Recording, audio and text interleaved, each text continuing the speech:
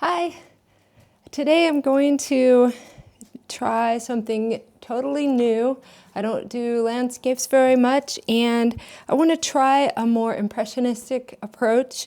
I've been learning from Malcolm Dewey. He's on YouTube, and he does these very blocky color and value paintings. The emphasis is just blocking in the values, getting the color in there, and I've always been focused on lines. That's kind of my strength. I started out with a very big interest in drawing, and so I've always liked lines. I like to put lines even in my oil paintings. So I'm going to try something very different. We'll see how it turns out. Today I printed out this from a photo that I took at a local creek here in our rainforest. So I thought I would use that. On the day that I went there, I also made this pencil sketch. It's a more close-up version of the photo. The photo is much wider. And then today I went to Walmart and I found this really cute little watercolor kit. It has a brush that has a water cartridge in it. I'll do some sketching with that and post a video about that, because I was really surprised when I walked in the house. I just started playing around with it, and I ended up just grabbing this and painting a very fast, not super accurate, but really fun painting. And that is here. And you can't see the creek very well. Our water in our creeks is very brown due to the tannin that washes down from the trees. So that was a challenge. I didn't want to just make the water blue, because that's for sure not how it looks. I decided tonight I would do the same scene using this photo reference, but use oils. And to attempt to do it in Malcolm Dewey's impressionistic style.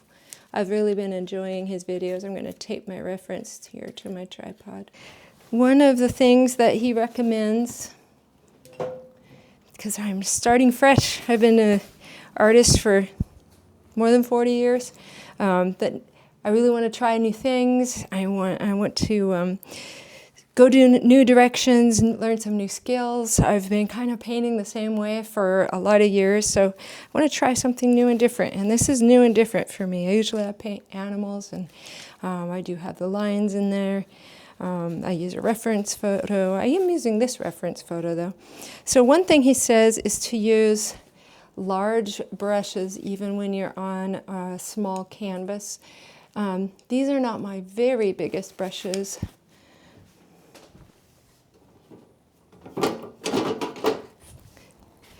I do have this one. I guess I could use this one and really go for that effect.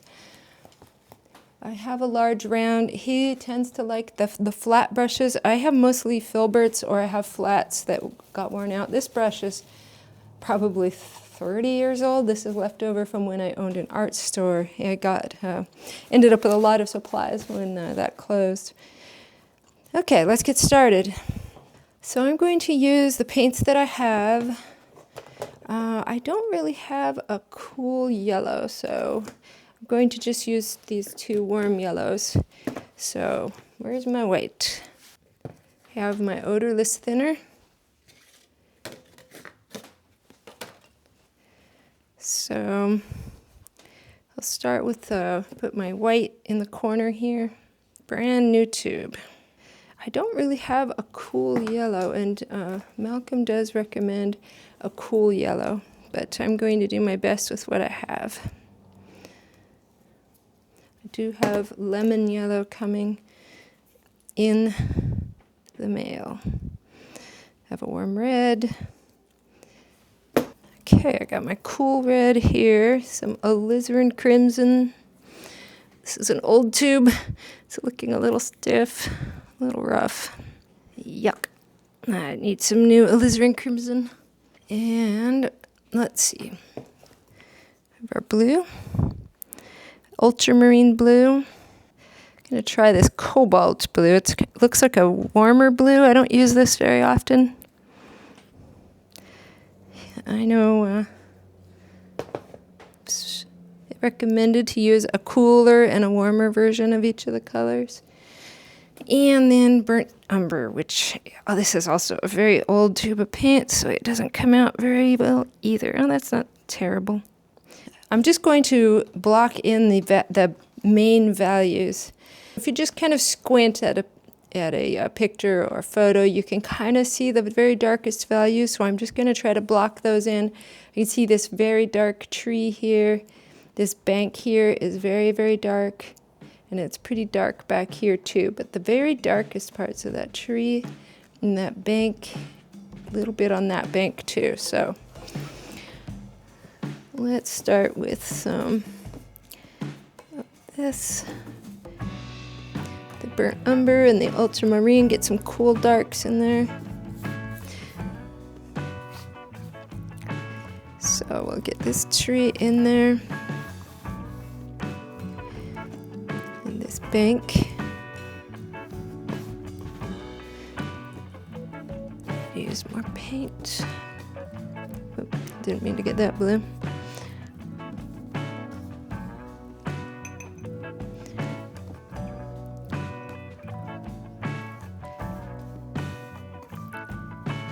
This bank over here.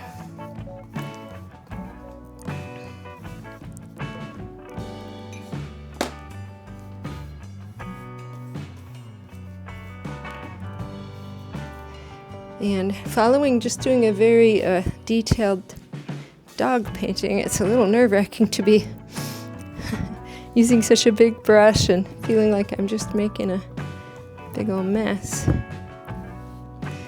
Now when I sketched this and painted it earlier, I realized that this tree right here goes right in front of the most important part of this little waterfall.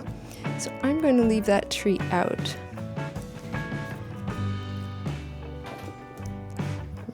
Room here.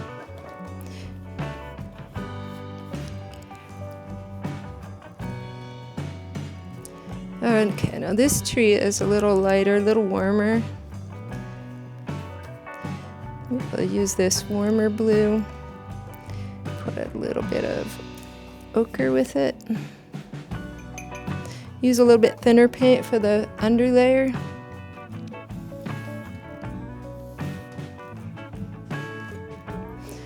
Brushes really soak up the paint.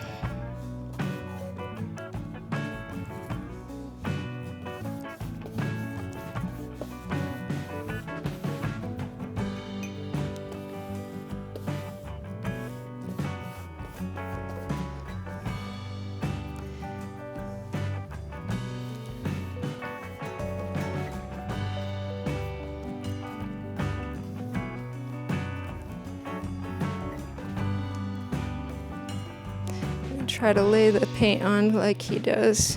See how that, if I can get success with that.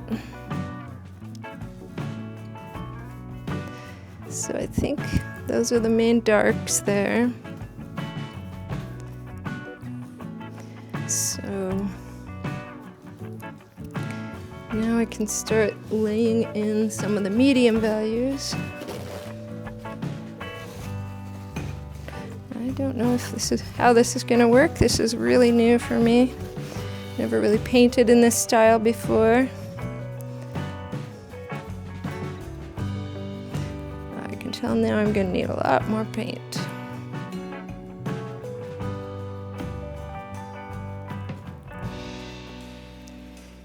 Get this medium values in back here.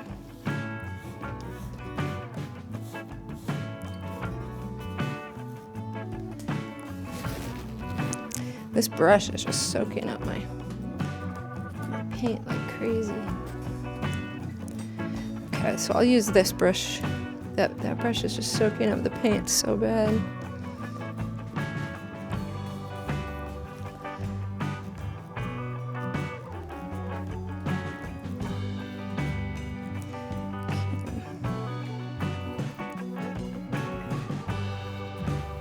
hard to simplify this forest. It's very chaotic.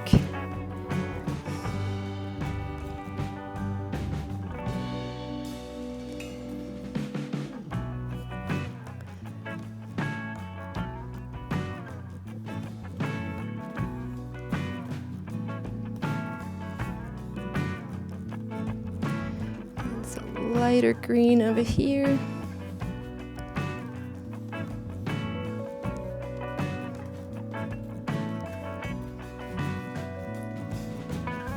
Gets the tree trunk all the way to the top.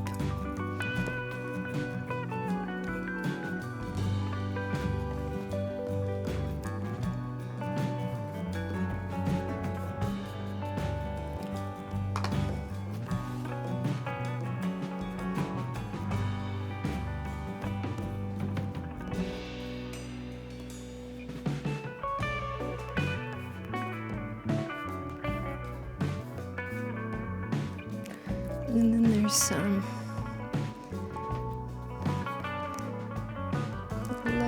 lighter things going on here.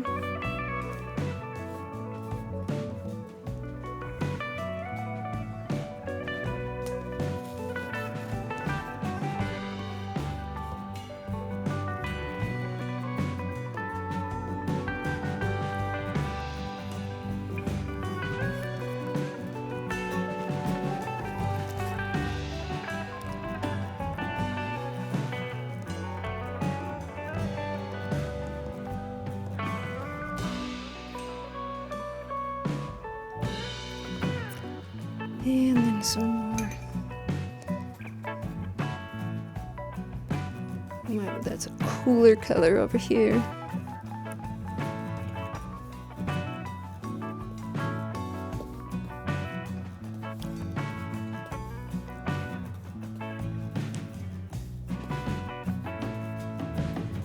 Gets even cooler as it goes up.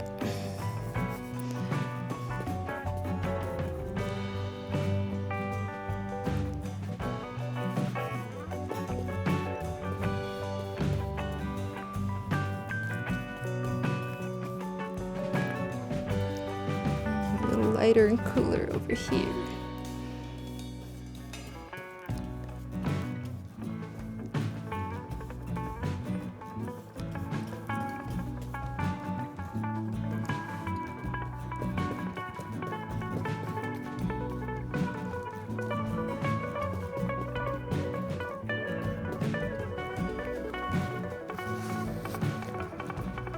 Let's get a little bit of green.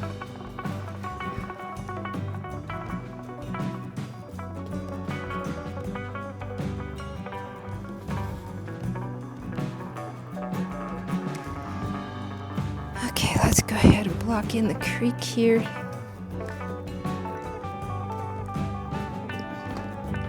Switch brushes. I like this one's not as big as he would recommend, but it has longer bristles, so I think it'll be easier to work with. So the creek, it has almost a reddish brown kind of color. So let's see what we can get out of this.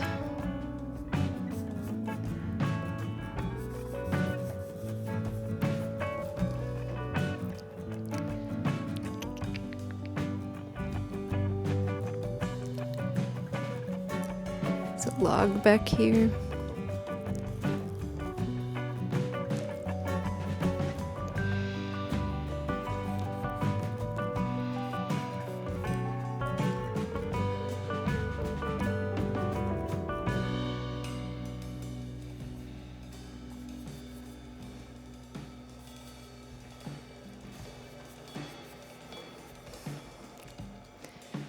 There's a shadow for the creek here.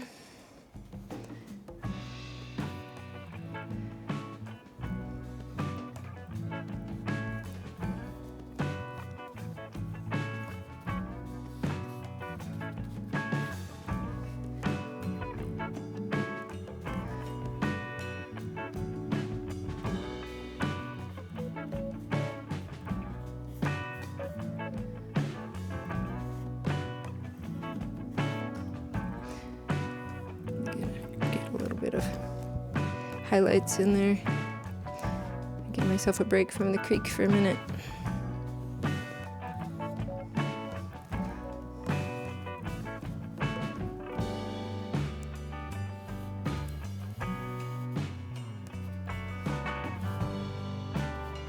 I don't usually paint on board either, except for when I do acrylic painting, so that's also giving me kind of a new experience with oils.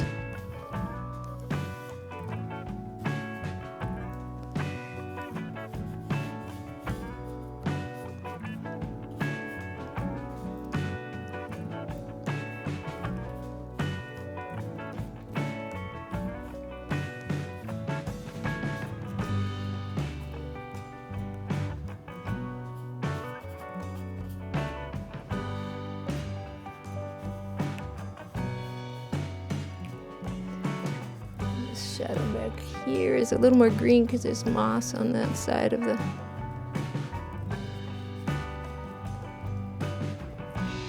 tree. Oof, that's not green. There we go.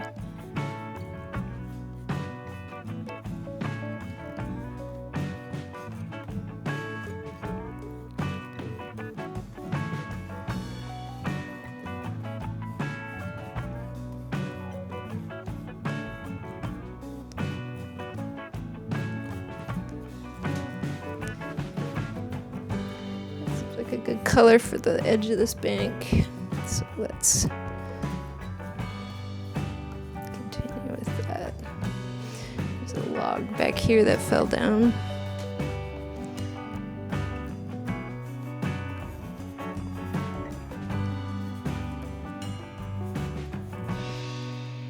Kind of reddish. Probably an old cedar would be my guess. Another tree here that's pretty dark.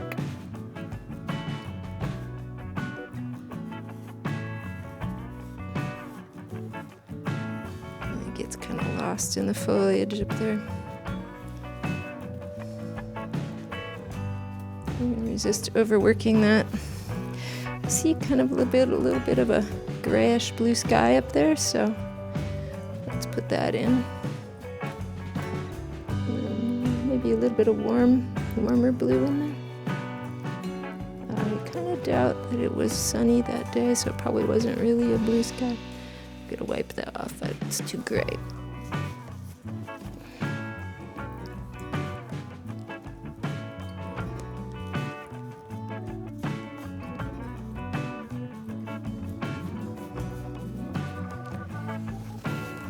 A little more sun peeking in, not sun, a little more blue sky peeking in over here. Gray it down just a little. And over here.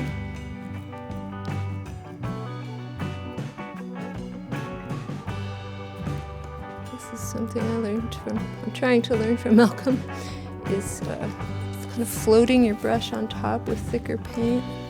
These brushes are kind of stiff though, they don't float very well. I've never really done this technique, so I don't have floaty brushes.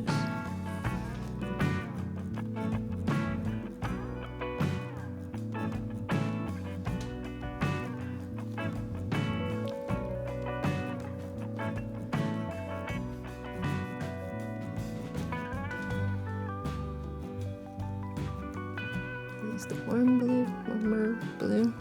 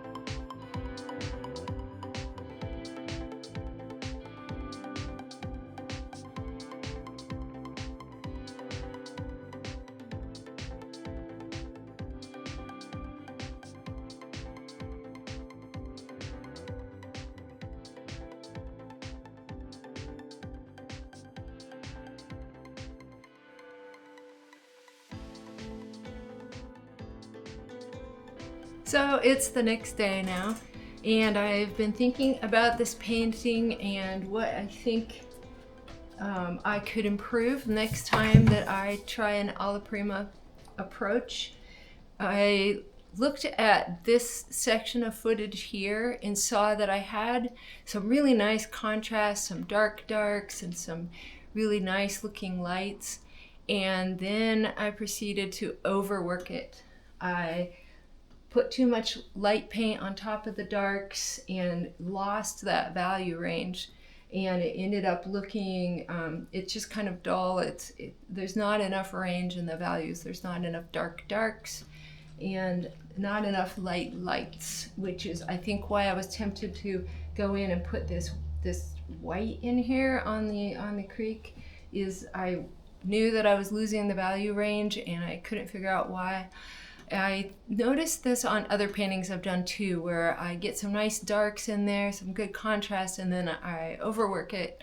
And so the next one that I do, my goal is to leave in those darks.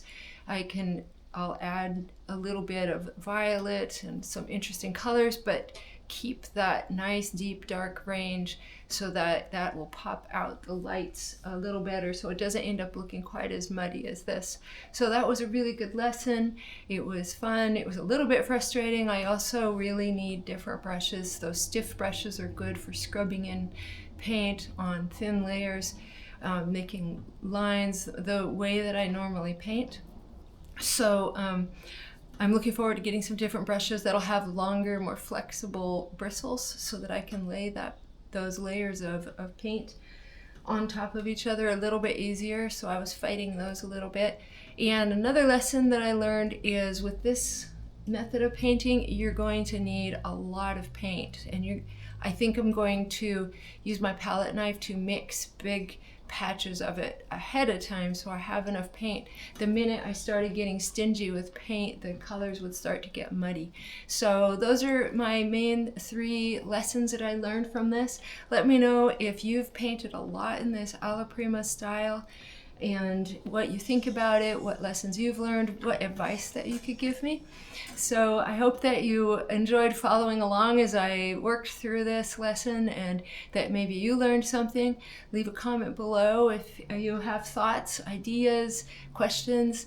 And if you would like to see me paint in more my usual style, check out this dog portrait painting that I did with 2 dogs. It's a commission painting that I just finished. You can see that right behind me here. It's still drying. And thank you for stopping by. Take care, have fun, and be creative.